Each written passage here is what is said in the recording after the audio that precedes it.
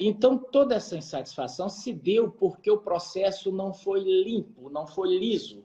Ele começa, e foram aproximações sucessivas de um golpe num governo, um golpe por dentro, um golpe moderno.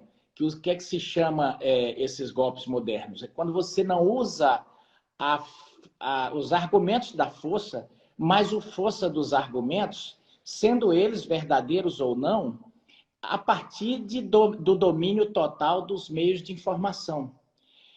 Eles venceram fraudando, fazendo tudo que podia, mas é o que há. Esses mesmos que hoje gritam e pedem que a polícia trabalhe, eram os que nos processavam, que nos condenavam por ter tirado pessoas de cima da rodovia. Que bom que você veio aqui ao canal Leda Nagli assistir mais um vídeo. Aproveita, faz um comentário, dá um like, avisa seus amigos, compartilhe esse vídeo e fique à vontade para curtir. Estou aqui para conversar com o deputado José Medeiros. José Medeiros, que é de Caicó, no Rio Grande do Norte, vive em Mato Grosso há mais de 40 anos, é matemático, bacharel em Direito, foi durante 20 anos policial rodoviário federal, vice-líder do governo Bolsonaro na Câmara Federal, está no primeiro mandato de deputado, foi senador da República. Na eleição desse ano foi reeleito deputado federal, é político do Mato Grosso mais influente nas redes sociais, com o maior número de seguidores. E eu estou aqui para conversar com ele, para que ele nos explique um pouco o que está acontecendo. O que será que está acontecendo no Brasil? Beijo, deputado. Tudo bem? Tudo bem. Uma honra estar aqui. Imagina, honra minha. Sou grata por ter aceito o convite. Num momento tão delicado, né, do Brasil, a gente não está num momento assim de expectativa, né? Passamos a tarde esperando o presidente chegou, falou rapidinho. Opa, desvira aí o telefone. Isso aí. É assim. Assim tá ótimo. Agora tá dando certo. Agora deu certo. Deputado, como é que você está vendo? Posso chamar de você, né? Porque você é um garoto perto de mim, então vou chamar de você. Por favor. Como é que você está vendo esse momento brasileiro? Esse final do resultado da eleição, esse momento, o pronunciamento de hoje do presidente, os caminhoneiros e o povo nas ruas. Então, nega, primeiro agradecer por me dar a honra de participar aqui, da gente poder conversar. Tem muita gente perguntando, passaram o dia inteiro perguntando para mim, deputado, e esse silêncio do presidente quer dizer o quê? Eu falei, quer dizer silêncio. Quem teve o mandato tolhido desde o primeiro mês, não pôde nem fazer a montagem do seu gabinete, e lá estava o ministro Alexandre impedindo que ele pudesse nomear até chefe de polícia. Ele não conseguiu. A cada decisão do governo, uma reprimenda ou um documento, uma decisão de alguns ministros do STF, dando 5 dias de prazo, dando 24 horas de prazo para ele explicar. Numa dobradinha, isso não são palavras minhas, foi a dobradinha que o ministro Marco Aurélio de Mello disse, olha, a corte está se deixando usar como instrumento, como plataforma de ataque da oposição a esse governo. E o que ocorreu? De lá para cá foi um desgaste incessante e, por fim, nomearam o ministro Alexandre de Moraes para conduzir o processo eleitoral. Eu imediatamente entrei com um pedido junto ao STF, junto à Procuradoria, enfim, aonde pude, para que fosse impedido isso em nome da lisura das eleições. Porque muito se falava de urnas, mas eu comecei a falar, gente, essa fraude está ocorrendo numa dobradinha entre ministros que são declaradamente inimigos do presidente e alguns da grande mídia. E isso não vai terminar bem, porque o ministro Alexandre, ele foi secretário de segurança de um dos candidatos. Ele foi nomeado a ministro da Justiça com apoio do PSDB e de um dos candidatos agora à presidência, e ele vai para o STF com aval desse povo todo. Então, ele pessoalmente teria que se declarar impedido, mas não fez e também não julgaram o meu pedido. Respondendo agora objetivamente a sua pergunta, Leda, toda essa insatisfação do povo brasileiro, que agora estão sendo chamados de vagabundos, de golpistas, de tudo, tem nexo causal em todas as decisões fora da Constituição, em cada deputado que foi preso, afastado, com as mídias cassadas.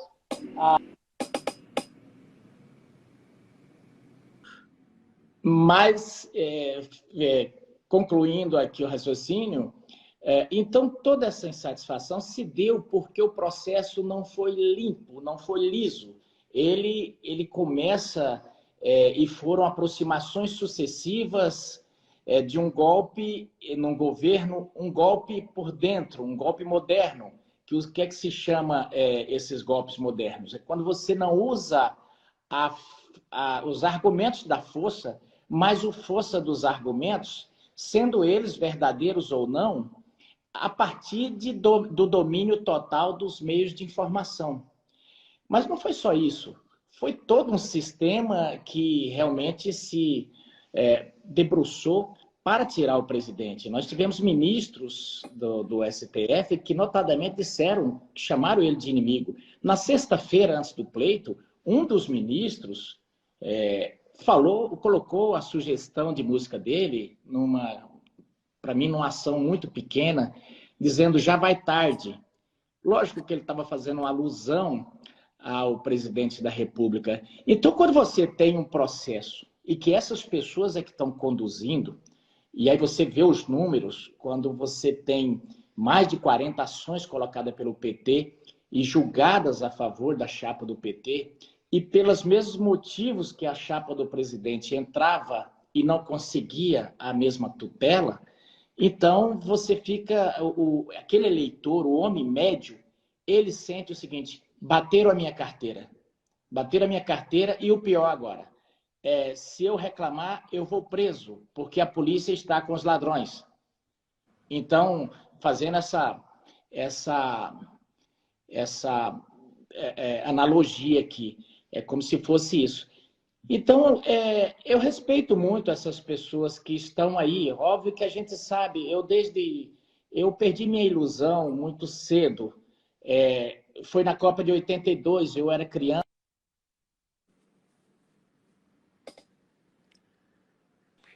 Eu era criança na Copa de 82. Pede para o Aldimar não ficar me ligando, por favor.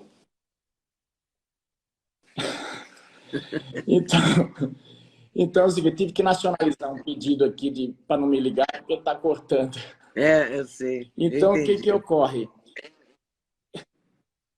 Na Copa de 82, assim que terminou a Copa, todo mundo falava, olha, vai ser anulado o jogo contra a Itália porque rasgaram a camisa do Zico dentro da área, foi pênalti. E eu criei aquela esperança, e vamos voltar ao jogo, e vamos, né? Que nada, não volta jogo, nada. A Itália foi campeã da Copa e nós ficamos até hoje com a melhor seleção do mundo que não foi campeã da Copa por um erro do juiz, talvez, mas também teve erros nossos. Então, ali eu perdi a esperança de quando qualquer coisa acontece, vai acontecer tal coisa, vai mudar. Não vai mudar. Até porque, para mudar esse resultado dessas eleições, nós precisaríamos ter uma corte isenta. E nós não temos. Ali tem sem sombra de dúvida, falo isso aqui porque eu já entrei com diversos pedidos de impeachment contra boa parte deles ali, contra Fachin, contra Barroso, contra Alexandre. Então, eu não tenho a mínima, eu digo para esses que estão nas ruas, nós não temos como vencê-los jogando, como o presidente disse, dentro das 4 linhas da Constituição. Porque as linhas só existem para nós. E como diz a música da Elis Regina, vou tomar essa música que eles se apoderaram da música da Elis Regina, eles Eles venceram. Eles venceram fraudando, fazendo tudo que podia, mas é o que há. O presidente, eu acho que tem que fazer o que ele disse, ele reorganizar, nos organizarmos, copiar o modelo que o PT fez de oposição e voltarmos numa disputa em 2026. Se eles deixarem também, porque é bem possível que eles vão tentar deixar, da mesma forma que eles descondenaram o Lula, é bem possível que eles queiram tornar o presidente inelegível para que ele não possa disputar as próximas eleições. É um jogo difícil no momento que eles estamos no serão Brasil. mais dois, né? E eles serão mais dois. Eles serão mais dois. Então, nós estamos hoje enfrentando um adversário que ele está dentro das universidades, dentro do Ministério Público, dentro do Judiciário, dentro de todas as instituições e, principalmente, da cúpula que comanda toda a interpretação da Constituição. Então, é um momento que nós estamos, eu não tenho medo de errar nisso, porque em 2009 ou em 2015, eu estive na Venezuela, já quando estava no início de tudo isso, quando eles estavam começando a prender congressistas e opositores por atentado ao Estado Democrático de Direito. Você nota que nós nunca tivemos esse tipo penal aqui. De repente, as cortes brasileiras começaram a falar nisso, prenderam o Daniel por causa disso, e daí por diante criaram um inquérito eterno, exatamente como na Venezuela existe, e tolheram as funções do Ministério Público Federal, que é quem, pela nossa legislação, é o dono da ação, e o próprio ministro passou a ditar o que é verdade, o que não é verdade, quem deve falar, quem não deve falar, quem deve ter seu canal monetizado ou quem não deve ser o canal monetizado. Então ele passou assim, eu não gosto do que a Leda está falando. Bom, então vamos desmonetizar o canal dela, vamos tirá-lo do ar. Isso não é democracia, isso não é democracia. Cada um de nós que apoiamos o presidente Jair Bolsonaro tem no mínimo 1 ou 2 inquéritos lá no STF. Por quê? Qual o crime? Falar. Então, falar no Brasil hoje se tornou um exercício perigoso, mais perigoso para nós do que entrar em qualquer favela perigosa do Rio de Janeiro para o Lula e o pessoal dele, não para nós. Então, assim, o exercício da fala, e você, Leda, me permita falar você, Claro. mas você que tanto falou, que tanto o Brasil se acostumou a ouvir, e que é tão autêntica, daqui a pouco eles não gostam do que você diz e tiram você do ar. E acontece como aconteceu ali com toda a equipe da Jovem Pan. Então é um momento muito difícil e para parafrasear o Marco Aurélio de Mello, tempos estranhos. Como é que será que vai acabar essa manifestação popular? Porque o povo continua na rua, né? Os caminhoneiros estão lá trocando seus pneus, tentando tirar os caminhões, a polícia está lá, mas o povo está na rua. Eu vi uma manifestação, amanhã parece que vai ter manifestação, enfim. O povo também vai ficar na rua, né, durante esse tempo. Então serão tempos difíceis. Eles não vão... eu acho que o PT não vai ter a mesma facilidade que ele teve dos outros mandatos que ele teve no Brasil. Porque hoje uma direita saiu do armário. Não é? Está fora do armário, tá real. É real isso. O presidente mencionou isso na curta fala dele, mas isso é absolutamente quase palpável, né? Do ponto de vista político. Essa direita não existia, né? Não existia. Esse movimento de 4 anos e aquele povo que sai às ruas em 2013, ele permaneceu nas ruas, ele caça uma presidente e ele elege um presidente e tentou de todas as formas, durante o mandato, manter o presidente. O povo teve que ir para as ruas várias vezes para manter esse presidente eleito. Senão eles teriam cassado. Eles só não cassaram o presidente por medo. Eu estava lá dentro e vi bem as movimentações. Como havia as conversas entre a parte da corte e parte do Congresso que queria depor o presidente. Mas tinham medo da reação das pessoas.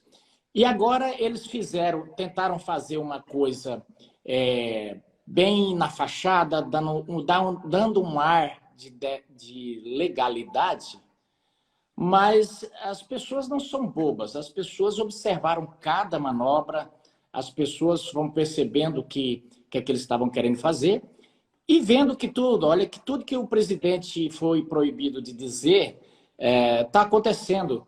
Não podia dizer que ele era ligado a ditadores. Bom, os caras já estão vindo aqui para o Brasil e o Maduro já diz o seguinte: vamos voltar à cooperação. Ou seja, a cooperação que ele diz é o sagrado. Então, é quase doação, né? Porque a garantia, la garantia sou eu. Então, você veja, essas pessoas, por exemplo, estão extremamente frustradas. Hoje, cada uma que eu converso diz: Medeiros, eu estou como se fosse um velório, como se tivessem assassinado alguém da minha família. E eu digo, olha, tentaram assassinar a esperança dos brasileiros. E como você falou sobre as manifestações, eu não sei ainda como elas vão terminar, se a situação vai evoluir.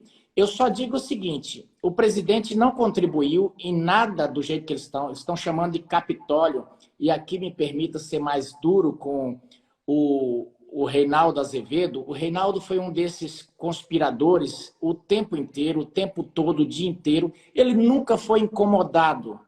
O Sakamoto foi outro, nunca foi incomodado.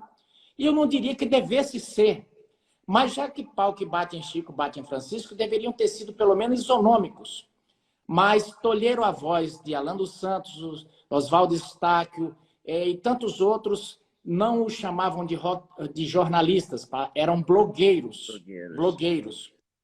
E para tentar, com isso, diminuir a condição dos profissionais.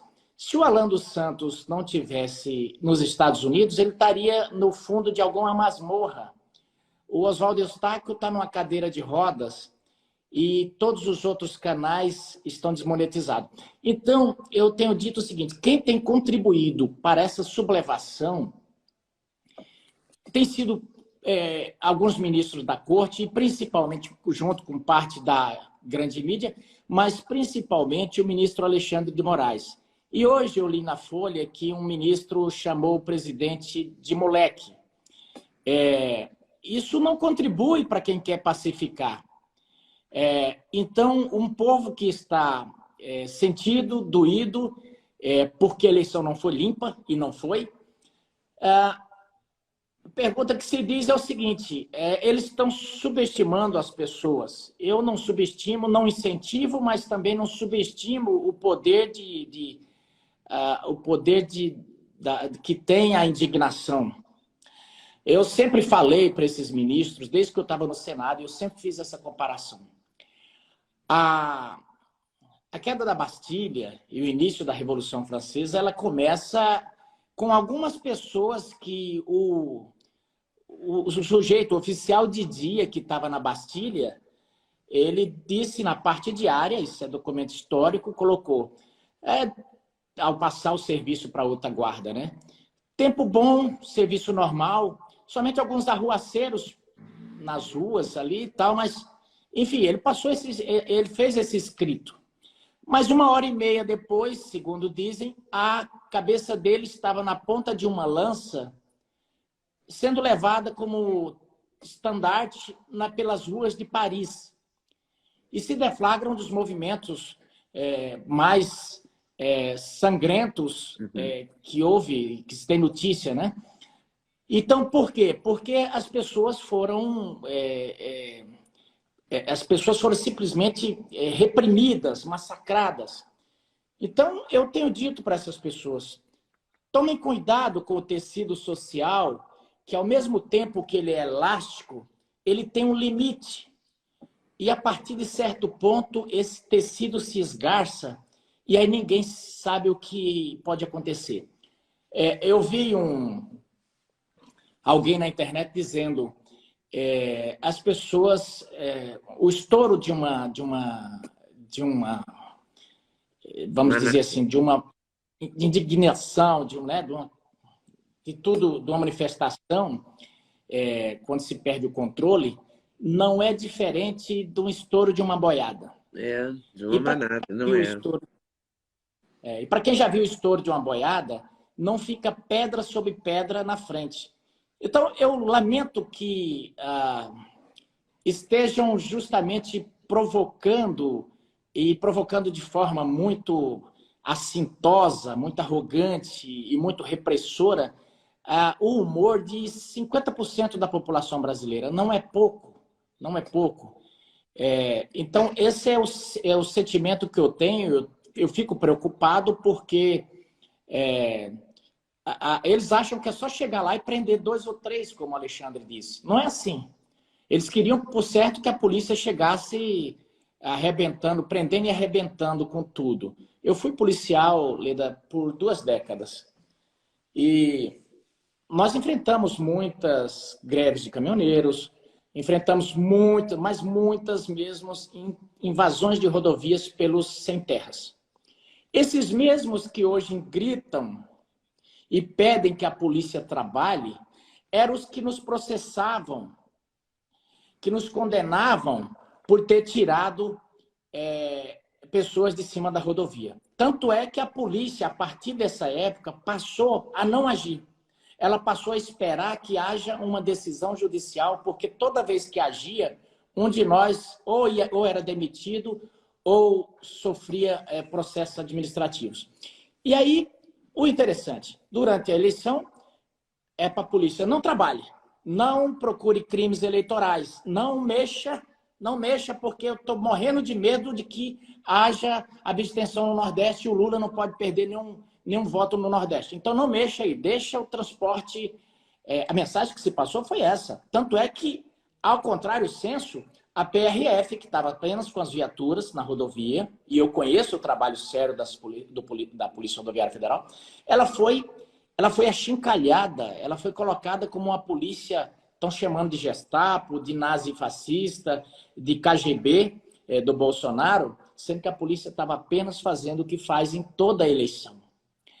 Então, esse é o caldo em que o brasileiro, boa parte deles, perde as estribeiras, e alguns falam coisas que essas pessoas não gostam de ouvir.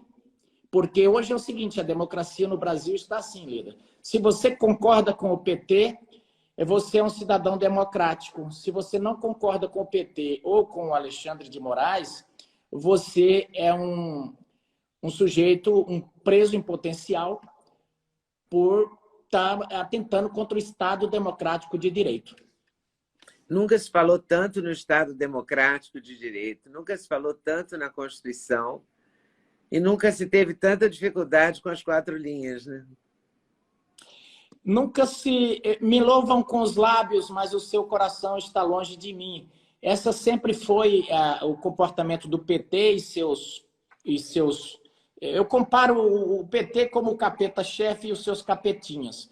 Então, assim, me perdoe a corruptela, mas, assim, é uma coisa demoníaca o agir dessas pessoas, porque eles falam uma coisa, tem o centro pensante ali, que é Gilberto Carvalho, Zé Dirceu, eles põem o mantra e soltam, e isso se espalha por todo lugar onde está contaminado.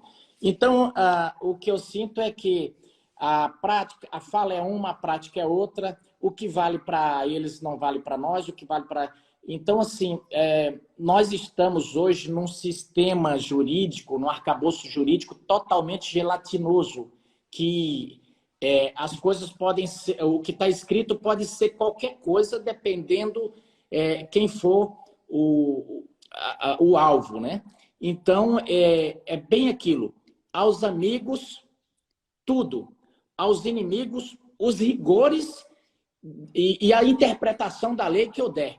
Porque antigamente a gente tinha só medo dos rigores, agora não. Agora é a bel prazer, é livre interpretação. Os ministros, boa parte deles, têm licença poética, ou vamos dizer aqui, licença jurídica para interpretar a Constituição do jeito que querem. Então é um momento difícil, porque nunca se falou tanto em Estado Democrático de Direito, nunca se falou tanto em liberdade, em Constituição, mas a Constituição nunca foi tão rasgada como agora, a democracia nunca foi tão vilipendiada como agora, e a liberdade nunca foi tão cerceada como agora. Esse é o momento em que a gente vive, mas eu fico extremamente triste, porque eu sempre imaginei nossas instituições grandes e achei que a gente estaria acima da Venezuela. Não estamos. Nós estamos partindo para um processo de venezuelização e é simplesmente deplorável, é simplesmente muito ruim, muito triste isso. Que chance a gente tem, a gente, Câmara dos Deputados, Senado Federal, de bloquear, por exemplo, essa história da moeda única que está aí sendo proposta, né? A visita do presidente da Argentina ontem foi muito assustadora, né? Porque a Argentina está num momento muito difícil e é evidente que ele quer fazer um banco comum com o Brasil. Para quê, né? A gente até já imagina. Então, essas situações podem ser contidas pelo Senado e pela Câmara ou não? Isso depende só da caneta do presidente e do Superior Tribunal, do Supremo Tribunal Federal. Eu vou te falar uma coisa. Se não houver uma reação popular muito forte quando começar essas medidas, tudo vai acontecer de acordo com o que o mandatário vai querer, porque é o seguinte, o Lula ele já mostrou como ele age no outro mandato. O PT já mostrou, modus operandi do PT. Eles vão cooptar, a minha previsão é que eles vão cooptar quem puder cooptar e vão caçar, com C cedilha, todos aqueles que não se sujeitarem e vão caçar, com 2 S, o mandato de quem despontar mais. Já se fala em caçar o mandato da Carla Zambelli, já estão falando. As redes dela já foi caçada, mas isso é só a ponta não é nem a ponta do iceberg, né? É o comecinho de tudo. Então eu vejo que é um momento preocupante, porque nós vamos ter que... o Senado e a Câmara têm como impedir? Tem. Agora, o Senado quis impedir a Corte fazer o que fez durante todo esse processo? Não. O Senado agiu da mesma forma com o presidente? Não. O Senado abriu uma CPI com base em nada, com base em notícia de jornal, não conseguiu achar nada de crime. O crime que achou, colocaram debaixo do tapete e investigaram o executivo o que puderam. Mas e o judiciário? Tiveram coragem de pelo menos chamar um ministro daquele e falar: para aí, dá um tempo, você está invadindo a seara dos outros poderes, você não pode fazer isso, você não pode cercear as pessoas. Não fez. Então, eu temo muito isso. Agora, tem um pequeno fio de esperança, e não me tomem por o pessimista, que eu estou ali há 8 anos e vejo muito... O cheiro da brilhantina é muito forte. Então, eu sei que nesse momento já tem gente dando frenesi para ver que hora que o Lula vai chamar para conversar. Então, eu tenho assim, uma esperança ainda que aqueles que não vão se vender e que não vão se dobrar, seja uma quantia considerável para que a gente minimamente possa aprovar um texto que proíba que recursos do povo brasileiro voltem a ser mandados para fora outros do Brasil. países. Essa é a Isso já esperança que seria eu um tenho. avanço, né? Eu seria um pedi já avanço. para... Exatamente. Eu pedi para a minha consultoria jurídica já preparar o projeto. Eu vou apresentar, mas a gente sabe que vai ser uma batalha muito grande a gente conseguir proteger o cofre, porque eles estão ávidos, igual a hienas famintas. Os cofres das estatais estão cheios, e aqui eu faço um parênteses para mostrar uma indignação de que eu falei para vários ministros. Não adianta você querer ser mais realista do que o rei e entregar o caixa lotado para uma quadrilha. Eu cansei de falar, no meio da campanha, eu cansei de falar para alguns ministros algumas coisas que precisavam ser tratadas. Não, eu estou de acordo com a resolução, não sei o quê, e pode ser que a gente infrinja. Então, a gente só vai abrir agenda para parlamentares depois da eleição. Eu falei, depois, já foi. Você vai ser arrancado pelo PT daí e você não vai poder fazer nada a não ser entregar tudo redondinho para eles se locupletarem e mandar para financiar ditaduras.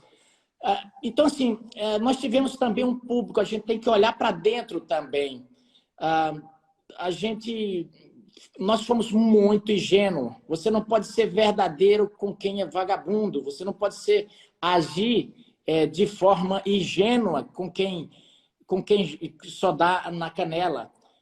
Então, nós cometemos algumas ingenuidades, achando que o outro lado era verdadeiro, entendeu? Então, no momento em que você é realista de dizer, por exemplo, quando se pergunta para algum ministro, olha, não teve corrupção nesse governo? Nós não tivemos corrupção nesse governo. Essa é a resposta. Não tem que falar assim, no meio tem 600 mil funcionários, é possível que tenha. Possível o quê? Se tiver, a polícia descobre, não é teu papel ficar jogando contra o patrimônio. Então, é o tal de sincericídio que só eles aproveitam. E eles, tudo, quando você está com alguém de má fé, tudo que você disser poderá e será usado contra você. É o Código de Miranda. Então, nós tivemos um bocado de ministros muito competentes e muito ingênuos politicamente. Nós fizemos a besteira que o PT nunca fez, de encher as burras de parlamentares e de prefeitos do PT de dinheiro como se fosse um aliado. Eu fui senador quando o PT estava no governo. Só caía, às vezes, uma emendinha ali obrigatória e eles ainda contingenciavam, cortavam pela metade. Eu tive, quando senador, eu me lembro, era 7 milhões de emendas a cada vez, por ano, né? Porque era 15, tanto você tinha que deixar para a saúde e acabava eles pagando os 7. Dos 7, contingenciava, pagava 3. Sabe quanto é que nosso governo mandou para todas essas figuras que estão aí e que atacaram o presidente o tempo inteiro? Teve um deles que levou para o estado dele 300 milhões. O Everton Rocha, no Maranhão, eu acho que ele deve ter até engasgado, tropeçado com tanto dinheiro que ele levou para o Maranhão. Meu pai do céu, você vai soltar dinheiro para o Flávio Dino, para quê? Então, quando nós alimentamos a garganta desse povo. Então, essa pontuação que eu faço. Outro ponto, quando entrou o primeiro-ministro do presidente, como eu tinha sido vice-líder do presidente Temer, eu fui lá para falar com Santos Cruz. E para passar, olha, nós precisamos passar algumas dicas, porque o que é bom e o que foi bem feito, você precisa copiar. Mas não, entrou no ouvido e saiu no outro, não me ouviu. O Ramos entrou, também a mesma coisa. Então, nossa parte ali, aquela Segov, o presidente estava sozinho. Ele nunca teve ninguém ali que pudesse ajudá-lo em relação ao Congresso. Então, nós tentávamos de todo jeito, eu, Carlos Jordi, a Líbia Kiss, alguns, a fazer, gente, a gente precisa ter uma... E eu disse, no primeiro dia, falei, ministro Santos Cruz, nós precisamos dominar a narrativa. Porque, ao final de tudo, não importa o trabalho que você fez. O que conta é é a narrativa que vão dizer. Falei, o presidente Temer, à época, fez a reforma trabalhista, e qual era a narrativa que o PT estava passando? É que ia escravizar os trabalhadores e fez um terror dos infernos. E nós fizemos um contraponto àquela narrativa. E ainda não foi suficiente para contrapor, porque eles tinham os meios de informação que potencializava isso. Na reforma da Previdência, a mesma coisa. Mas eu disse para o ministro, precisamos montar um time, todos os dias, com a pauta e se revezar na tribuna. Toda hora que o PT contar uma mentira, nós temos que ir lá e contar uma verdade sobre o PT. O que aconteceu? Nada. Nada. Não houve uma organização por parte da Segov de tratar esse tema como oficial. Então, o PT deitou e rolou em todas as comissões, no plenário, a narrativa que ficou foi a deles. Então, como é que... Aí eu volto a dizer, como é que se dá um golpe de Estado moderno? Com narrativas e com a amplificação dessas narrativas pelos meios de informação. Então, nós fizemos um governo extraordinário, talvez jamais visto no país, em termos de responsabilidade fiscal, em termos de você passar fazendo gestão mesmo só 2 anos, porque o outro foi cuidar de pandemia o tempo inteiro. E mesmo assim, saneou todos os estados, todos os municípios, criou programas maravilhosos de desburocratização, diminuiu impostos, criou o PIX, fez tudo. Qual a narrativa que ficou? Ah, Bolsonaro não gosta de mulher. Qual a narrativa que ficou? Bolsonaro não gosta de negro. Ah, qual a narrativa que ficou? Bolsonaro é pedófilo. Não podia se falar nada e esse pessoal processava todo mundo. Nós tínhamos o procurador da República passou a ser aceito por alguns ministros do STF, passou a ser o Randolfo Rodrigues. E aí, nós assistimos isso de que jeito? Em berço esplêndido. Então, eu faço essa meia-culpa de dizer, tínhamos que ter sido tão incisivos quanto eles. E eu fui para cima desse povo, me colocaram no Conselho de Ética, eu fui o primeiro a ir para o Conselho de Ética, quando um deputado subiu lá e falou, o presidente está comprando deputados, o presidente está acertando deputados, os deputados estão colocando 40 milhões no bolso. Eu falei, você não vai falar isso aqui, não. Você não vai dizer isso na minha frente, porque eu transijo sobre tudo, menos sobre a honra, menos quando se trata da honra. E fui para cima dele mesmo, eu tomei o microfone dele mesmo. Sabe qual foi a narrativa deles? Deputado José Medeiros, na imprensa toda, deputado José Medeiros agride deputado. Em nenhum momento ele falou que ele estava mentindo, em nenhum momento ele sofreu um processo na comissão de ética. Então, eu comecei a me sentir assim, poxa, gente, será que essas pessoas não sabem com que nós estamos lidando? Nós estamos lidando com o PT. É uma organização mais perigosa do que qualquer outra organização criminosa do mundo. E porque é a partir do PT que nasce Foro de São Paulo, é a partir do PT que quer tomar o poder e quer ficar com caixa para alimentar todas essas ditaduras. E nós estamos brincando. Então, eu fiquei muito indignado com isso. E o presidente Jair Bolsonaro, sozinho, levando o tiroteio. A CPI, eu fui 3 vezes, só faltei implorar, ajoelhar para todo mundo lá. Pelo amor de Deus, não deixe abrir essa CPI. Tamanha ingenuidade você... Não temos nada a temer. Não é a temer, não é o que nós fizemos, é o que eles podem fazer com um instrumento desse e fizeram. Agora eu te pergunto, quantos milhões de votos aquela CPI não tirou do presidente Jair Bolsonaro? A narrativa que eles contavam todo dia, eles só faltaram apedrejar mulheres. Só faltaram tratar a doutora Izzy Amarujo. Doutora Izzy e a Maíra foram massacradas. Só faltaram tratar ela como Maria Madalena. Essa foi que é a grande verdade, apedrejá-la lá. E nada saía contrário a esse povo. Então, a narrativa, se o canhão de comunicação estava a favor deles, nós tínhamos que ser espertos, nós tínhamos que ter a mesma... Eu cheguei a dizer, gente, nós não podemos ser patifes, mas nós temos que ter a audácia dos patifes. O que acontecia? Não, Medeiros é muito assodado. Assodado não, eu conheço. Eu fui doutrinado quando cheguei na universidade com 18 anos. Esse povo, eu me sinto quase abusado, né? Não tem as crianças que são abusadas sexualmente. Nós fomos abusados, nossa geração foi abusada intelectualmente, colocado dentro de alguns auditórios, e ali eles cuidavam nas primeiras 2 semanas de curso de tirar qualquer crença em Deus, tirar sua crença, falar que religião era história da carochinha. E ao final de tudo isso, você saía dali praticamente filiado ou ao PCdoB, ou ao PCB da época, ou ao PT. Esse é o povo que está até lá hoje. Então, quando uma vez um dos parlamentares do PT falou, Medeiros, você joga sujo demais. Eu falei, não é isso. É que eu já fui do PT. Então, eu sei que jeito que eles agem.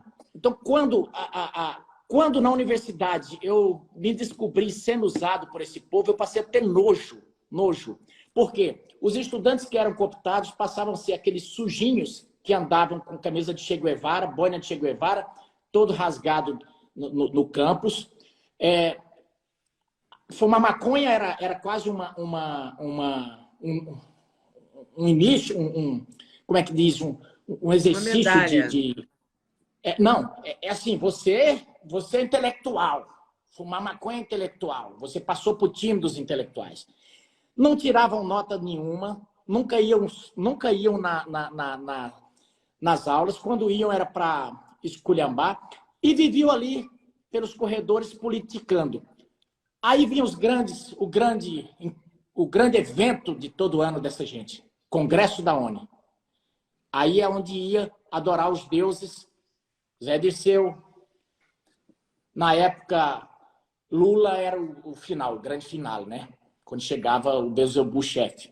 Mas durante esses negócios vinha Fernando Moraes, vinha toda essa turma fazer os discursos e pregar na cabeça dos estudantes. E eu agradeço muito, eu cheguei a dizer para o Cristóvão Buarque, Cristóvão, você foi o cara que me libertou do petismo, eu devo tudo a você. E ele falou, por quê, Medeiros? Falei, o PT tem mania de dizer que aceita resultado da eleição. Na reeleição do Collor, eles chegaram a montar o governo paralelo do PT. E montaram ministros, tinha ministro. Cristóvão Buarque era o ministro da Educação do PT. E aí eles foram para fazer aquelas palestras, tinha os nomes todos famosos para nós que éramos do interior. Falaram, nossa, tá lá o Cristóvão Buarque. Nossa, chegamos perto do Zé Dirceu, aquela coisa toda. E Zé Dirceu já era um arrogante de primeira marca. E aí é o seguinte, o Cristóvão Buarque subiu no púlpito lá na USP e falou o seguinte, eu estou gostando muito de ouvir que vocês querem qualidade na educação, isso é extraordinário, mas me permita fazer um parênteses. Aprenda pelo professor, aprenda pela faculdade que vocês cursam, mas aprenda também apesar deles. Mostra que você tem sede de aprender, porque se você fizer isso, você não vai depender de ninguém. Ele falou, e a qualidade, ela passa muito pelo querer do aluno. E aí falou, ao dizer isso, me lembro das palavras dele como se fosse hoje. Ao dizer isso, eu quero dizer para vocês o seguinte, o que vocês estão fazendo aqui no meio do semestre? Ele falou, eu sou reitor da Universidade de Brasília, eu fui aluno, e eu sei muito bem como é que se organiza um encontro desse. Para algumas pessoas do interior do país, você gasta uma semana preparando isso. Às vezes gasta uma para vir, mais uma semana aqui, e às vezes uma para voltar e conseguir entrar no ritmo da escola. Falou, pronto, é um mês fora da faculdade. Se o seu curso for um curso sério, a menos que você seja um gênio, você não recupera mais esse semestre. Então, eu estou diante de uma plateia aqui que já perdeu esse semestre. simplesmente A única saiu. vantagem de ter caído é que está todo mundo gostando muito do que você está Eu, dizendo e da sua interpretação desse momento. E eu também estou então, gostando muito. então, Leila, e o Cristóvão fechou o seguinte, dizendo, olha, eu acho muito bacana que os jovens participem da política. É importante que vocês participem da política na universidade. Mas lembre-se que vocês estão na universidade para aprender. A atividade política, ela é secundária, mas muito secundária depois dos seus estudos. Então, foque, porque vocês estão para isso, para aprender. E se nós estamos falando de futuro do país, está na minha frente aqui o futuro do país. E aí eu fico preocupado. O que é que o futuro do país está fazendo aqui no meio do semestre? Olha, eu saí dali... Olha, as pessoas tinham falado, dado duplo twister carpado naquele congresso, feito narrações de como foi o Centro de Cultura Popular da época da ditadura, contou todas aquelas coisas, tudo muito bonito, aquela coisa toda. Mas aquela curta fala, feita numa fala mansa, como é próprio do Cristóvão, eu falei, vou começar a estudar. E foi a partir dali que eu terminei meu curso, senão eu nunca tinha terminado o curso. O curso de matemática, ele só alguns malucos resolvem fazer, eu resolvi. Era melhor ter carregado pedra. Mas assim, foi um curso terrível, era uma grade muito pesada, e realmente aquele semestre eu perdi ele quase todo, eu não consegui recuperar, mas eu nunca mais, cheguei lá, entreguei a ata, que eu era presidente de um centro acadêmico, e falei, tá aqui, parei, eu vou estudar. E fui terminar meu curso. E a partir dali eu comecei a olhar aquelas coisas de forma mais crítica, e aí eu me lembro que numa passeata na praça, sempre muito lotada, como as passeatas lotadas desses manifestos do PT, nós devíamos estar uns 7 ou 8, né? Gritando palavras de ordem na praça e as pessoas olhando assim com vergonha alheia, e a gente gritando contra a globalização. E chegou eu devia ter uns, sei lá, 20 anos já, chegou um senhor e falou, o que é globalização? A gente não sabia. A gente não sabia. Então, eu falei, não, isso está tudo errado, isso está tudo errado. E eu fui ver que a gente era apenas... Eles diziam, quando o estudante entrava, vocês vão passar a fazer parte de 1% da cúpula, da creme da la creme do pensamento. Vocês serão os formadores de opinião. Nós vamos, os líderes conduzem as massas. E aí falava, mostrava Mao Tse Tung, mostrava Lenin, mostrava não sei quem. E a gente saía dali pensando que era Lenin, que era Trotsky, que era tudo, né? E lendo aquelas porcarias e achando esses caras os máximos. Só que depois eu resolvi estudar isso tudo a fundo e eu tomei nojo dessa coisa toda. Então, é por isso que eu digo, voltando ao nosso raciocínio inicial, esse é o PT. É o que está por trás da figura mansa, de sorriso fácil, de palavras dóceis, que oferece picanha e cerveja. Esse é o PT, a verdadeira alma do PT. E eu sempre comparei. A pessoa fala, meu Deus, não é pesado demais, não. Porque eu sempre comparei, falei, olha, quem assiste Drácula, quem gosta do filme do Drácula, pode entender o que é o PT. O Drácula é encantador. Ele oferece tudo. As damas se caem, se derretem por ele. E ele é uma pessoa aparentemente bondosa. Mas essa é a fachada que ele se apresenta socialmente, né? Mas todo filme nos mostra quem é o Drácula. Ele vive na jugular das pessoas, é o PT. Ele não trabalha, dorme o dia inteiro, né? Petista esse costume, dormem, são notívagos e dormem até tarde, né? Geralmente amanhecem de ressaca ou de bastante vinho, quando são abastados, ou de bastante entorpecente. Bom, o restante, eles começam mostrando sua verdadeira face quando a vítima já está picada, né? Aí sim vem o flagelo. A pessoa passa a viver das baratinhas que eles jogam. E eu sempre disse, tem várias pessoas que se enganam com o PT achando que dá para negociar. Você não ganha do diabo. Eu não vi na história da literatura nenhuma fábula que alguém que fez pacto com o diabo se desse bem. Então, quando o Requião começou a se bandear, defendendo Dilma ardorosamente no impeachment, eu falei, o Requião está querendo o espólio do PT. Ele vai para a reeleição e ele quer sobrar o que é do PT. Eu ainda brinquei com o Samuel, que era assessor dele, e falei uma vez para ele, falei, olha, deixa eu te falar sobre o PT. O espólio do PT é material radioativo. Ele não serve para ninguém. O PT não divide poder. O PT tem vassalos. O PT usa as pessoas, usa os partidos e esqueça, o eleitor do PT não vai votar em você porque você puxou o saco do PT. Bem, Requião foi para a eleição. O que é que virou do Requião? Nada. Eles não votaram no Requião. O Ciro fez umas três tentativas de cooptar o PT. Eu vou liderar. Não lidera. O PT é aquilo.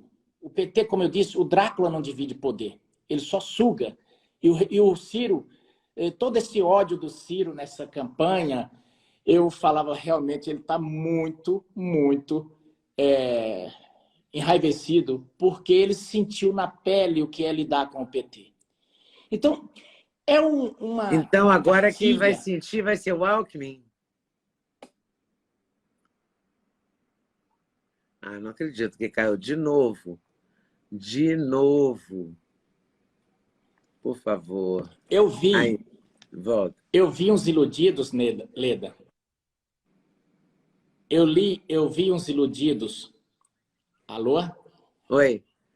Eu vi uns iludidos dizendo, não, o Lula em 6 meses ele cai e o Alckmin vai assumir.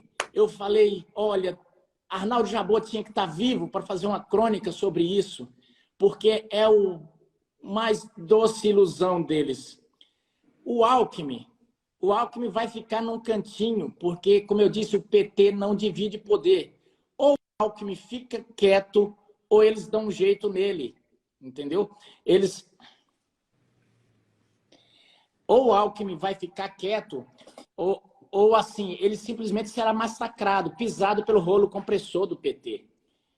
Porque eles sabem, o PT sabe exercer o poder. Se tem uma coisa que o PT sabe, é ficar com tudo. E eu sempre digo, o PT não fica com raiva, fica com tudo. Então, o que eu sinto é que esse governo aí, quem está com esperança do Alckmin virar a grande liderança e negociar com o Congresso, esqueça. Não vai acontecer isso. E eu digo o seguinte, para quem está conosco nesse momento, pensando em tudo que aconteceu. Olha, a política ela não permite ela não socorre aos que dormem, é que nem o direito. Ou nós montamos, de fato, primeiro, uma blindagem ao presidente Jair Bolsonaro, porque se deixar, eles prendem Bolsonaro e eles o tornam inelegível. Então, se o povo não der um jeito de blindar, eles acabam com essa liderança para tentar espalhar a turma e prender 2 ou 3, como diz Alexandre. Porque Alexandre está na cabeça agora. Eu prendo 2 ou 3 e tudo bem. Uhum. Porque como ele viu que prendeu o Daniel, ele prendeu fulano e Beltrano e deu certo, acabou com aquela... todo mundo ficou com medo. Depois que ele prendeu o Daniel, só ficou 2 ou 3 malucos gritando na tribuna. Eu, Luiz Lima, Bia, Zambelli, Jordi, E mais alguns, que eu não estou me lembrando agora. Otônio de Paula, que até se lascou depois também. Otônio de Paula. Que perdeu as redes, inclusive. Perdeu tudo. E eles estão de olho nele. Se brincar, eles prendem ele. Ou caçam o mandato dele. Então, assim,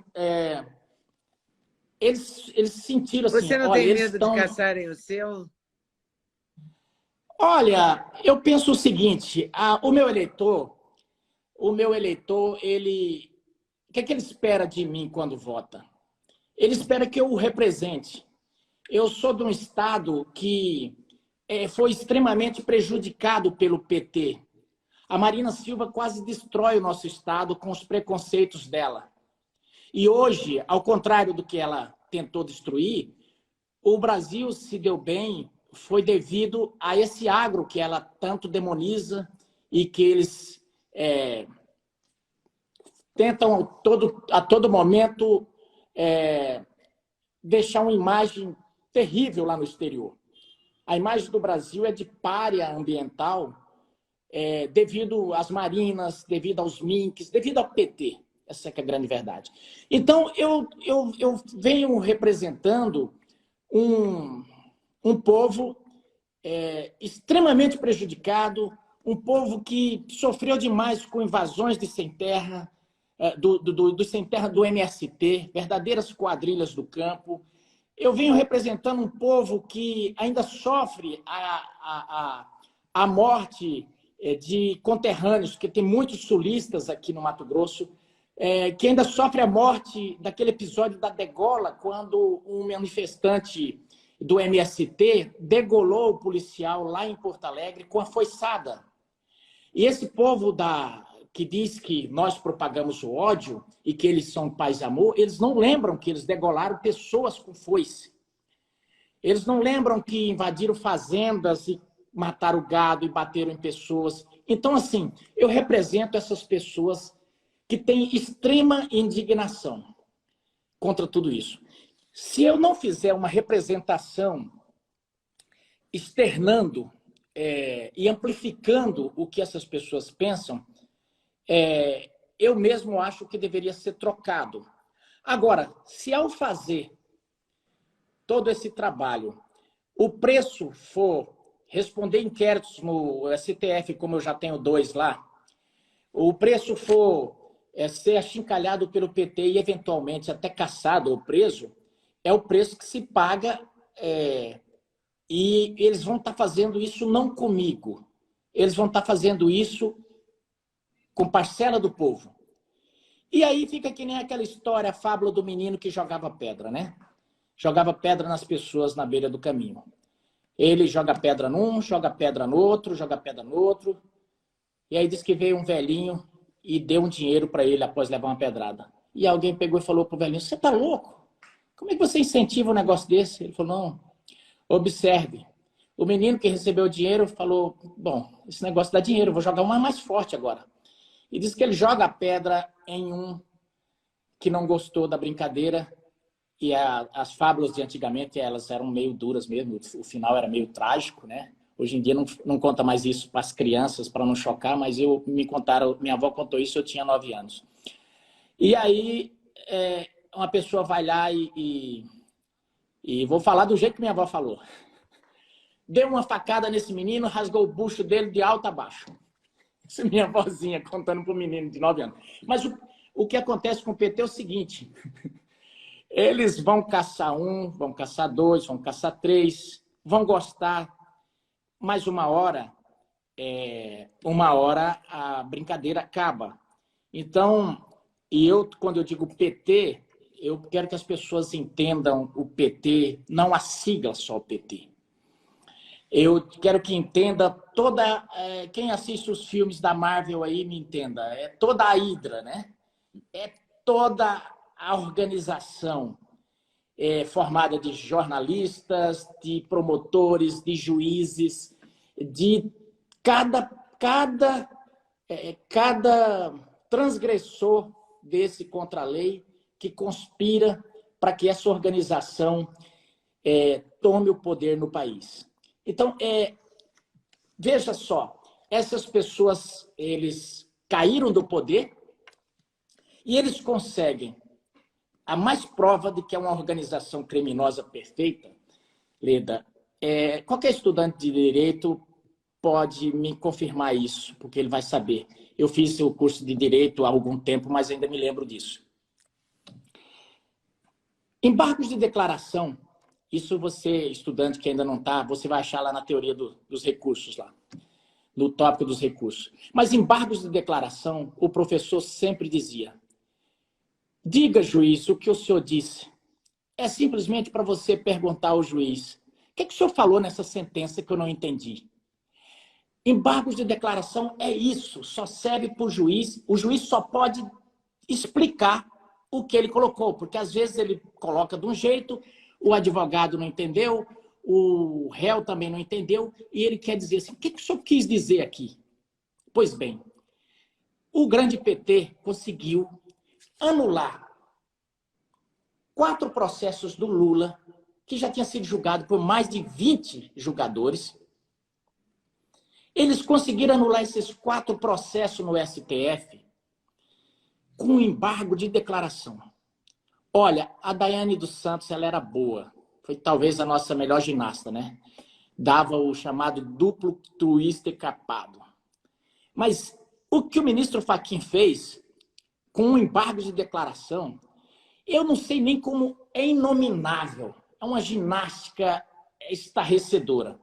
Mas ele fez mais. Ele cassou, nesse embargo de declaração, uma decisão do plenário do STF que fixava a competência dos crimes, daqueles crimes que o Lula estava sendo julgado, lá na vara de Curitiba. Então, veja bem, primeiro ele diz o seguinte: olha, essa vara não era competente e anula os processos todos.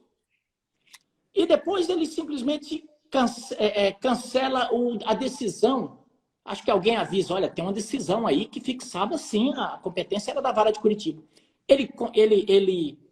Ele simplesmente caça aquela decisão, né? E aí vem o grande final, que aí foi a festa toda, a cereja do bolo. Vamos tornar, para a narrativa ficar melhor, o Moro como juiz parcial, a partir de quê?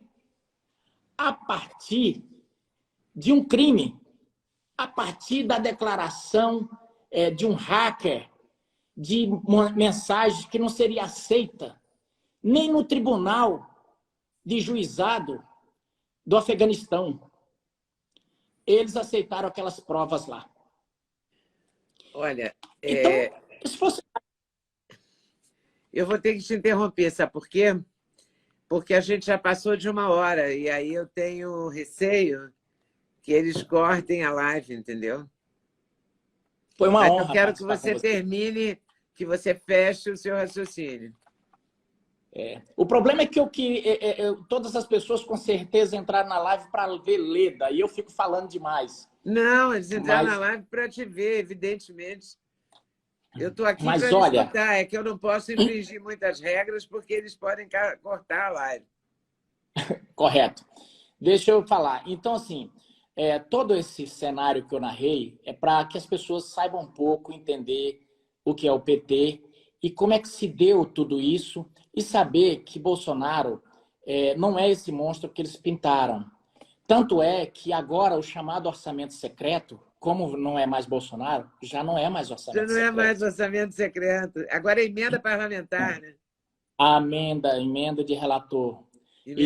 É uma coisa...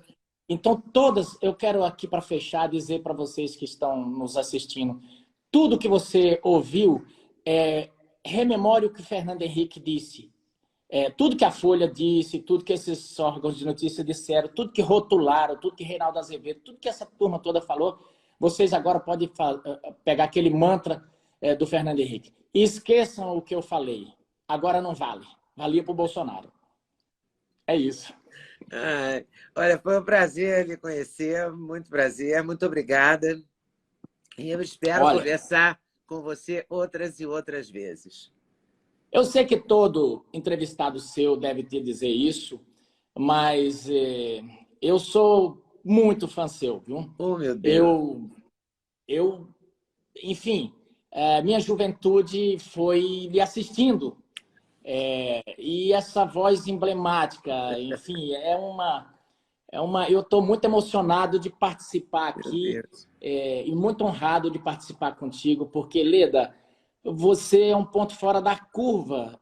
Você poderia estar alinhada a toda essa coisa, você poderia estar ganhando muito dinheiro com essas ratazanas todas, e você, que dignidade. Eu Oh, fico Deus. emocionado de ver quanta dignidade numa pessoa que fez jornalismo a vida inteira e que dignifica essa profissão. Então, eu queria deixar essas simples palavras.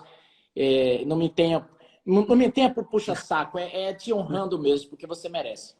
Muito obrigada, fiquei até emocionada aqui. Muito obrigada mesmo. Eu fico muito grata. Muito obrigada. Até uma próxima vez, por favor. Muito obrigado. Obrigada mesmo. Olha, fiquei sem palavras agora. Eu acabei de conversar com o deputado José Medeiros aqui. Acabei por hoje, né? Nós teremos certamente outras e outras conversas. Muito obrigada, deputado. Muito obrigada a vocês que ficaram nos assistindo. E até amanhã, se Deus quiser. Muito obrigada. Muito obrigada por ter assistido mais um vídeo no meu canal. Volte sempre. Aqui você sempre vai encontrar a pluralidade de ideias, ideologias diferentes, ideias diferentes, mas sempre alto nível de informação e de prestação de serviço. Eu espero você sempre aqui. Faça seu comentário, se inscreva no canal, dê seu like se você gostou e não deixe de voltar. Estou te esperando, com certeza, se Deus quiser.